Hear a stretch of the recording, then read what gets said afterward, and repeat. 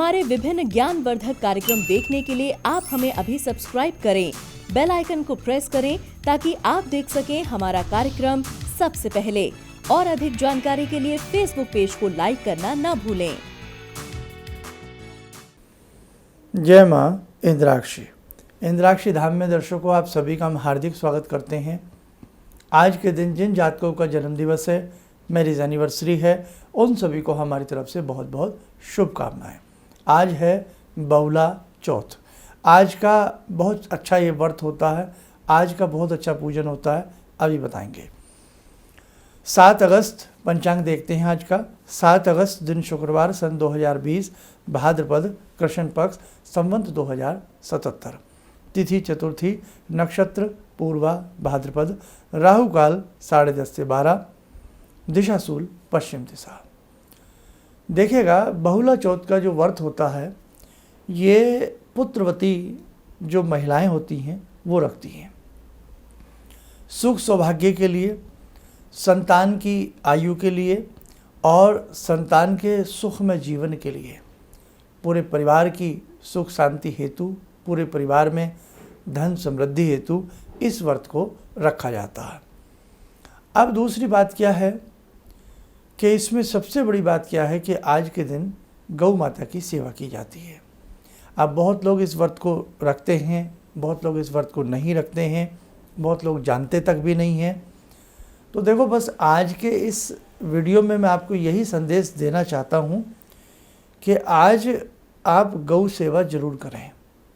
जो भी आपसे बन पड़े आप गाय की सेवा जरूर करें।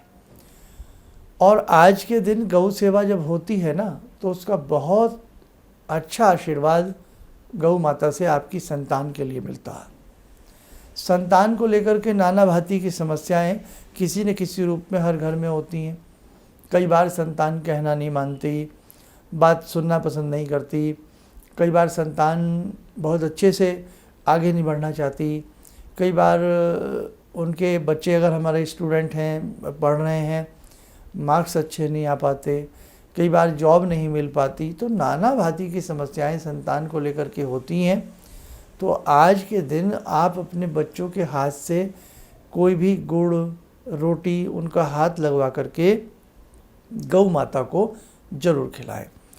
आज के दिन भगवान श्री गणपति की पूजा जरूर करें, क्योंकि चतुर्थी है और चतुर्थी में भगवान श्री गणपति की भी पूजा होती है। वो भी मैं आपको बता देता हूँ क्या करना है। 108 दुर्वा ले लें, हरी हरी घास ले लें, और यदि बच्चे के हाथ से चढ़वाएं तो बहुत अच्छी बात है, नहीं तो अपने आप ही भगवान श्री गणपति का एक एक नाम बोलते हुए, जैसे गणपति अष्टोत्तर नामावली होती है, भगवान श्री गणपति के 108 नाम होते हैं, वो बोलते हुए आप गणपति को चढ़ाएं। या श्री गणेशाय नमः 1, श्री गणेशाय नमः 2, श्री गणेशाय नमः 3, श्री गणेशाय नमः 4, ऐसे 108 तक 108 दुर्वा आज के दिन गणपति को चढ़ाना, गणेश स्तोत्र पढ़ना, भगवान श्री गणपति के 108 नाम पढ़ना, गणपति के किसी भी मंत्र की 5 माला करना, देसी घी का दीप भगवान गणपति को जलाना, यानी कि अर्पण करना उनके समक्ष, और नुगदी के बूंदी के 2 लड्डू गणपति को चढ़ाना। बहुत ही अच्छा रहता है, आप ज़रूर करिएगा। हम अपने देवी देवताओं की बहुत बारीकी में जाए ना तो हम हैरान हो जाएंगे वास्तव में। अब देखो, ये आपने भी सुना हो, भगवान श्री गणपति को लड्डू बहुत प्रिय है। कोई भी फ़ोटो देखें, कैलेंडर देखें, कुछ भी देखें, गणपति के हाथ में क्या मिलेगा? लड्डू, या लड्डू खाते मिलेंगे। और तो और उनके चूहे को भी बहुत पसंद है, वाहन को, मूषक को, वो भी लड्डू खाता है। और गणपति को जहाँ लड्डू बहुत प्रिय है, लड्डू मीठा होता है। अब आज के मैं इस युग की बात करूं तो डायबिटीज़ का बहुत ज़्यादा डर रहता है, भाई बहुत मीठा खाएंगे तो शुगर हो जाएगी। हालांकि ऐसा है भी और नहीं भी। शुगर तो अब छोटे छोटे बच्चों को हो जाती है, किसी को भी हो जाती है। जिन लोगों ने मीठा ढंग से खाया भी नहीं वहाँ भी शुगर हो जाती है, क्योंकि ये एक आम बीमारी जो है आम रूप ले चुकी है आजकल। क्योंकि टेंशन से बहुत होती है, आलस्य परमास से बहुत होती है, बहुत सारे कारण हैं, वो तो मैं आपको यहाँ क्या समझाऊँ। लेकिन मीठा ज़्यादा समझ में लोगों को आता है। अब गणपति लड्डू खाते हैं। अब किसी ने पूछा भाई गणेश जी बहुत लड्डू खाते हैं, तो भाई मधुमेह का क्या खतरा नहीं? ये बात है एक तरह, इस बात को आप अन्यथा ना लें। तो उधर ही गणपति को एक बहुत प्रिय चीज़ है जामुन का फल।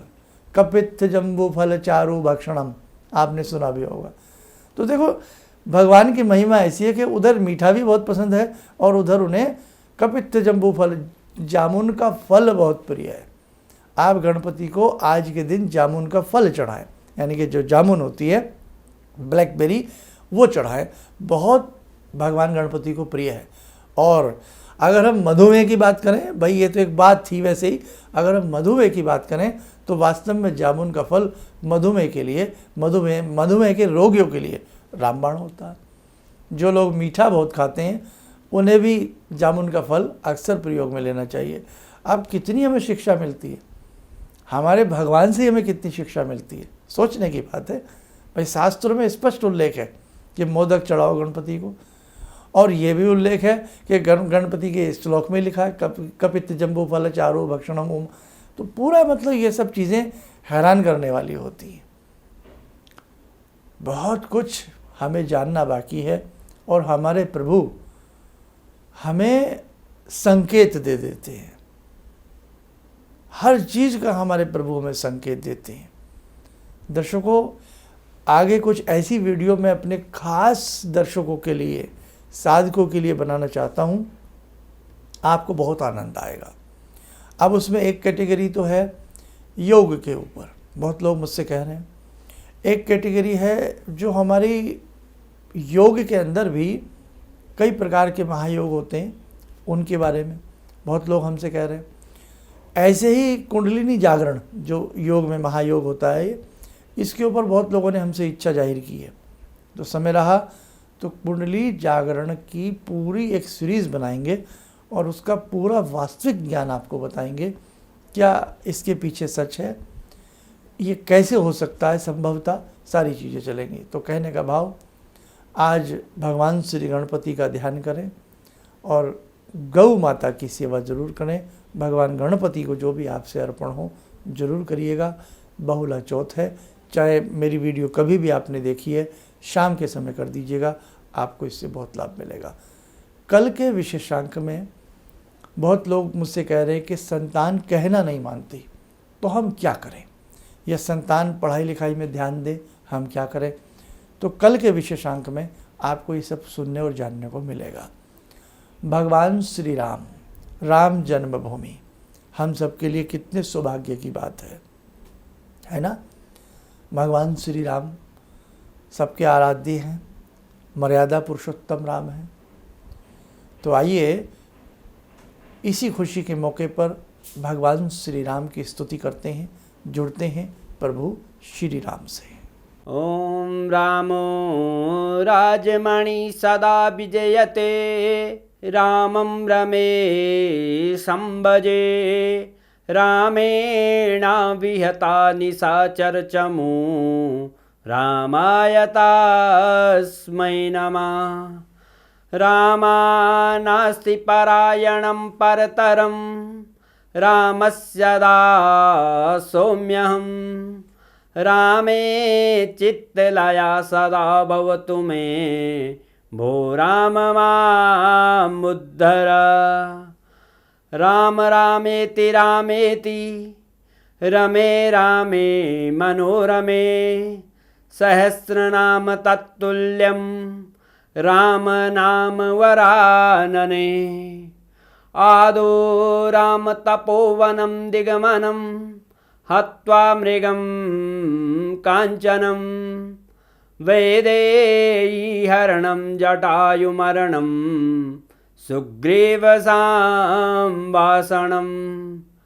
बाले निग्रहणं समुद्रतरणं, लङ्कापुरे दाहनं, पश्चात् रावणकुम्भकर्णहननम्, एतद्धि रामायणम्।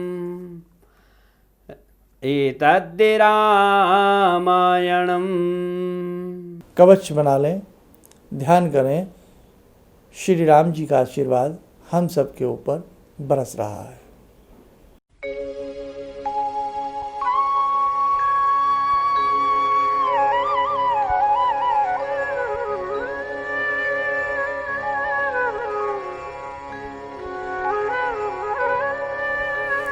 ओम बोलते हुए सामान्य हो जाएं।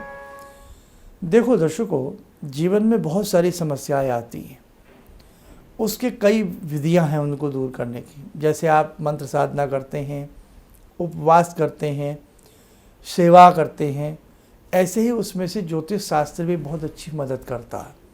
अगर कभी लगे कि जीवन के किसी ऐसे भंवर में हम फंस गए हैं जहाँ से निकल पाना मुश्किल है, या लगे इस समस्या को हम कैसे सॉल्व करें, उस स्थिति में आप किसी भी मर्मज्ञ एस्ट्रोलॉजर से मिलें, या डिटेल नहीं है आपके पास, जैसे डेट ऑफ बर्थ आदि नहीं है, तो उसके लिए किसी पामिस्ट से मिलें और फिर वो उपाय जो बताएं मन से करें। अब यहाँ एक चीज़ और हो जाती है, कई बार जैसे लोग हमसे राय लेते हैं, तो जब हम उन्हें मंत्र साधना भेजते हैं या कुछ उपाय भेजते हैं, कई बार कुछ लोग घबरा जाते हैं, अरे 3 मंत्र पढ़ने पड़ेंगे, अरे ये 3 महीने उपाय करना पड़ेगा। भाई देखो, डॉक्टर के पास गए हो तो दवाई तो खानी पड़ेगी, खाली डॉक्टर साहब फूंक मार के आपको ठीक नहीं कर सकते। तो ऐसे ही जब भी आप किसी एस्ट्रोलॉजर से मिलते हैं, जो वो आपको मंत्र बताएं, अब मंत्र से क्या होता है, मंत्र से जल्दी लाभ मिलता है, ठीक है। तो जब भी वो मंत्र साधना या कोई ऐसी चीज़ बताएं तो उसे मन से करो आप, भाई फ़ायदा लेना है ना। अब बाय द वे हम समस्या में घिरे हैं 20 साल से, 10 साल से, 15 साल से, 5 साल से। कोई भी समस्या इतनी पुरानी 5-10 साल पुरानी हो या कोई जीवन की समस्या हो, एक दिन में ठीक नहीं होती है। हम सोचे कि एक दिन में मंत्र पढ़ लिया और काम बन जाए, ऐसा नहीं होता। बच्चा भी देखो ना, कहाँ से केजी नर्सरी से पढ़ता हुआ तब उसे कितने साल बाद डिग्री मिलती है। देखो ना आप, एकदम वो बच्चा चाहे कि आज ही मैंने दाखिला लिया है और आज ही मुझे डिग्री मिल जाए, तो ऐसा तो नहीं होता ना। तो ऐसे ही जब भी हम कोई उपाय करते हैं तो उसमें आपकी श्रद्धा होनी चाहिए, मन होना चाहिए, आपको अवश्य लाभ मिलेगा। दूसरा संदेश, अभी जो दिल्ली में हमारी अपॉइंटमेंट है व्यक्तिगत रूप से मिलने वाली, अभी वो नहीं है, अभी तकरीबन 1 महीना उसमें लग जाएगा, क्योंकि बहुत लोग डिमांड कर रहे हैं। फ़िलहाल टेलीफोनिक अपॉइंटमेंट हमारी चल रही है। आप चाहे कहीं भी रहते हैं, उस स्थिति में आप हमारे संस्थान में संपर्क कर सकते हैं। इन्हीं शब्दों के साथ हम अपनी वाणी को विराम देते हैं। जय माँ इंद्राक्षी। जिंदगी के इस प्रवाह में तमाम लोग डिप्रेशन के इस हालात से गुजर रहे हैं। सफलता असफलता अपनी जगह की बात है, लेकिन पता नहीं कितने सारे लोगों को इन्होंने डिप्रेशन से उबारा है, नया मोटिवेशन दिया है काम का। इनका जो एक अनुभव था कि एक मेरी बातें इनसे लगातार कभी कभार हो जाया करती हैं। एक दिन मेरी बात हो रही थी, अचानक इन्होंने प्रश्न किया कि क्या आपके यहाँ कौवे आ रहे हैं। मैं बहुत तेज चौंका। करीब 4-5 दिनों से कौवों का झुंड मेरे घर पे मंडरा था। तो मैं यही सोचने परेशान था, ये शुभ है अशुभ है, क्या चीज़ है। तो मैंने प्रश्न किया कि क्या मैंने आपको बताया कि मेरे घर में कौवे आ रहे हैं। कहने नहीं, मुझको दिखाई पड़ रहा है। तो कुछ तो अलौकिक है इनमें। दूसरा क्या, जो इनका उद्देश्य है, जब महाकुंभ में आए थे, मेरी इनसे वार्ता हुई, तो मैंने इनका उद्देश्य जानना चाहा कि किस उद्देश्य के लिए आप काम कर रहे हैं। तो जो उद्देश्य उन्होंने मुझको बताया, मैं मन से इनके उद्देश्य के साथ जुड़ गया। इनके साथ तो जुड़ा था ही, अब इनके उद्देश्य के साथ भी हूँ मैं।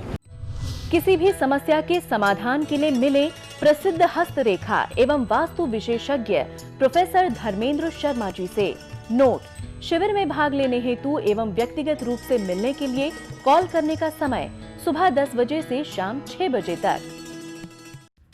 हमारे विभिन्न ज्ञानवर्धक कार्यक्रम देखने के लिए आप हमें अभी सब्सक्राइब करें, बेल आइकन को प्रेस करें ताकि आप देख सकें हमारा कार्यक्रम सबसे पहले। और अधिक जानकारी के लिए फेसबुक पेज को लाइक करना न भूलें।